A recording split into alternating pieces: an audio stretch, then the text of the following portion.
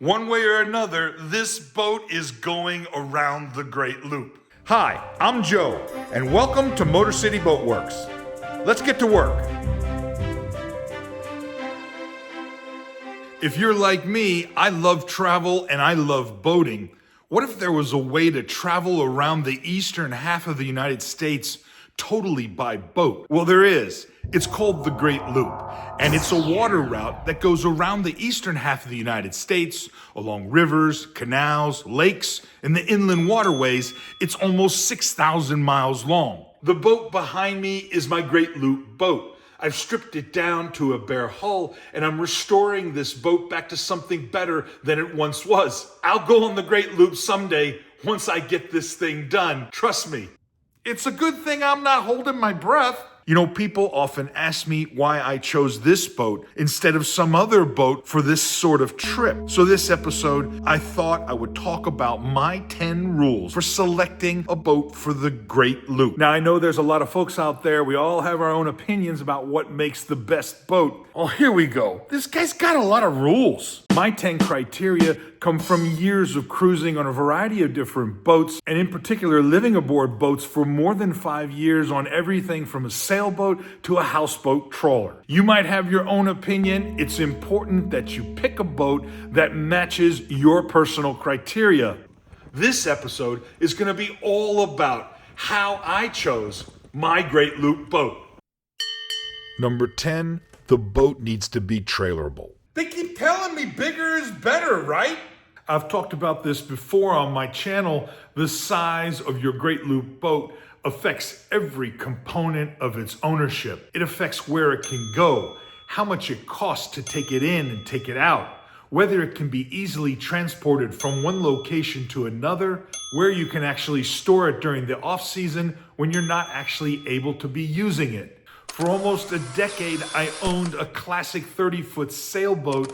It was a beautiful boat, but it weighed 10,000 pounds, and it was too difficult to pull out of the water as a do-it-yourselfer. The weight and size of the boat affected every component of its ownership. It was an expensive lesson. Every moment of every day that you own a larger boat, you're paying for it one way or the other. Anywhere you travel along the Great Loop, you're going to be paying for the length of your boat when it comes time to stay at a marina. Small trailerable boats have the advantage of allowing you to pull them out of the water when you're not using them, or if you need to do some sort of routine maintenance. To me, a trailerable boat is something no more than 30 feet long, and it has to weigh less than 10,000 pounds. Number 9, you need to be able to sleep in the aft cabin. Experience tells me that sleeping in a V-berth, it's not that pleasant. I know it sucks, little buddy. Hang in there. Motor City Boat Werks would like you to know that no animals were harmed in the making of this video. In the V-berth, the ceiling is low, and you have to crawl in and out, sort of coffin or torpedo tube-like. The bed and the cushions are not normal size. They're usually a triangle. In rough weather, on a mooring, or even at the dock, sleeping in the V-berth can be a sort of roller coaster ride. All this might be tolerable if you're an adventurous solo boater, but if you add a warm companion for a variety of reasons, this gets old really fast. The solution is an aft cabin sleeping accommodation. For this type of cruising, it should closely resemble a walk-around queen-size bed. Number 8, it needs a dedicated sleeping cabin. It's no fun turning your kitchen table into a queen-size bed or converting your galley settee into a bunk. The solution is a dedicated sleeping cabin, preferably at the end of the boat. Let's be honest, setting up your bunk in the galley, it's not easy, and it's disruptive to boat living. A dedicated sleeping cabin also lends itself to separate and isolated clothes storage. A dedicated sleeping cabin means you don't have to cook where you sleep, and you won't ever have to eat in your sheets.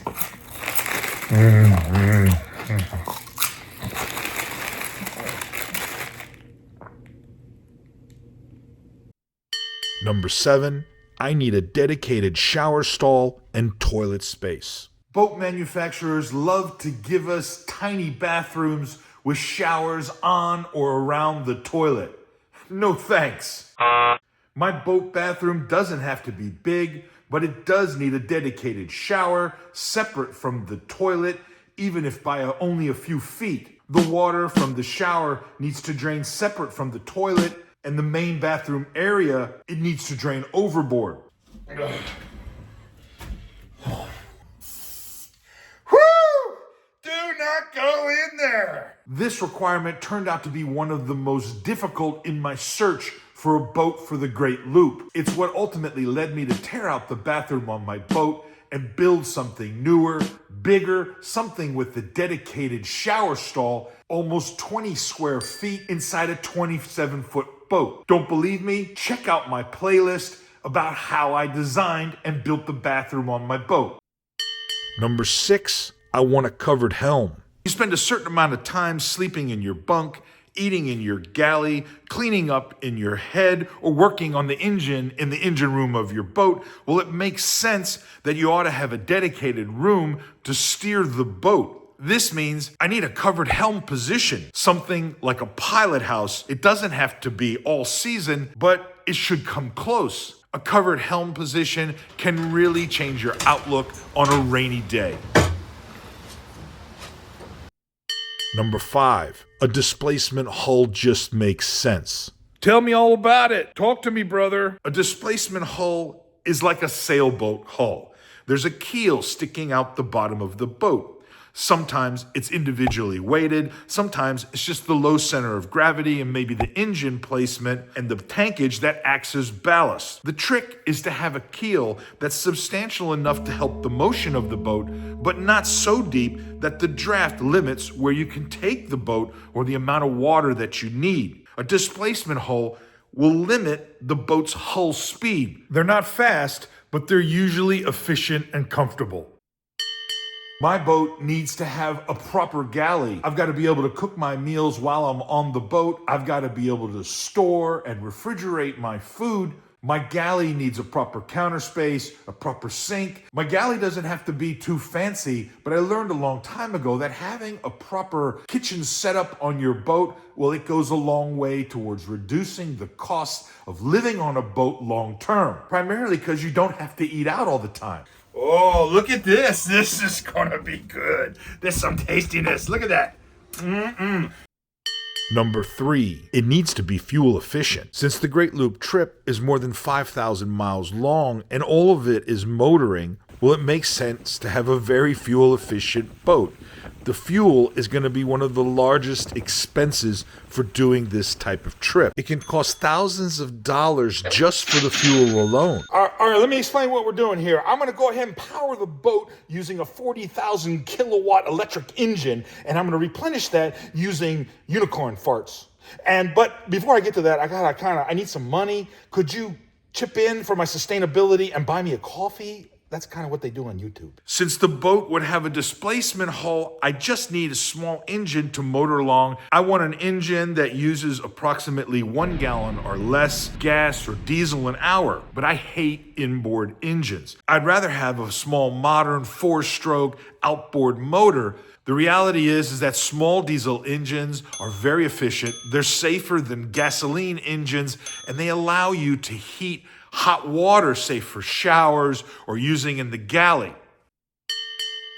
I need to be able to live aboard my boat because the Great Loop trip is probably going to take at least a year to complete. At a minimum, I need to be able to live aboard the boat for 30 to 60 days at a time, probably 2 to 3 days away from a marina during the week. I can tell you I lived on a sailboat. It was 150 square feet. And later on the trawler houseboat, that was 250 square feet. Once you have that experience, you develop a very particular sense of what you require insofar as live aboard ability. I'm sure you have your own minimum requirements, but for me, I came to realize there are some things that I just can't do without. I like things a particular way. They've got to be set up just so the waistband, can't be too thick, but it can't roll up. It can't be smaller than 25 feet, and it definitely can't be bigger than, say, 30 feet. Look, it's got to be black. It's got to have at least 6 feet headroom. It shouldn't be too narrow. It's got to be light and airy. It's got to have one button for the fly, only one. Not too many steps or ladders. It can't be too long. You definitely don't want it to be too short. You might have an incident. Air conditioning. It's got to be made of like soft material, something that's going to be comfortable. Opening portholes. I like some as cotton, stretches a little bit. The aft deck is important. I want to try and have a dinghy or some davits. It's got to breathe. I like a big foredeck to make it easy to move around. It should feel luxurious. And it needs electrical and plumbing systems capable of supporting someone living aboard for an extended period of time. I mean, let's be honest, it's got to be Calvin Klein. And the number one criteria, it's all about the price. After all that, here's the kicker. There's a budget. There's always a budget. And this all comes down to price. Let's face it, I'm just like you. I'm not a millionaire. I got it. Don't worry. Don't worry. The budget's okay. I got it. They got a budget. It's going to work out. No matter what the cost of the boat, it's going to be older because I can't afford a new one. The reality is that no matter what the cost of a boat, it's going to need a substantial refit in order to undertake a trip like the Great Loop. My budget for my boat build, well, I initially thought it was going to be somewhere around $10,000 to $40,000. Now, I have other episodes where I talk about how much this boat is costing me and what my budget is for this overall boat restoration project. You're going to want to check those out.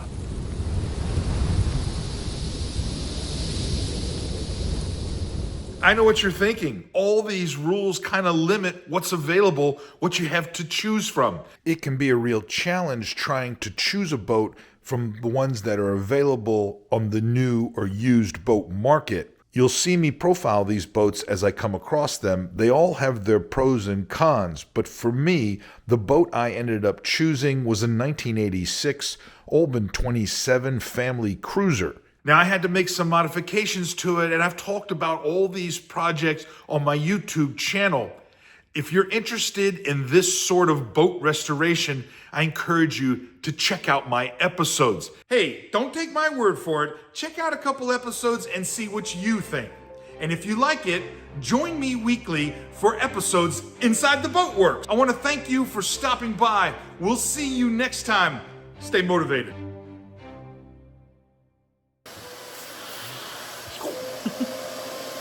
I know, it sucks, buddy. Hang in there.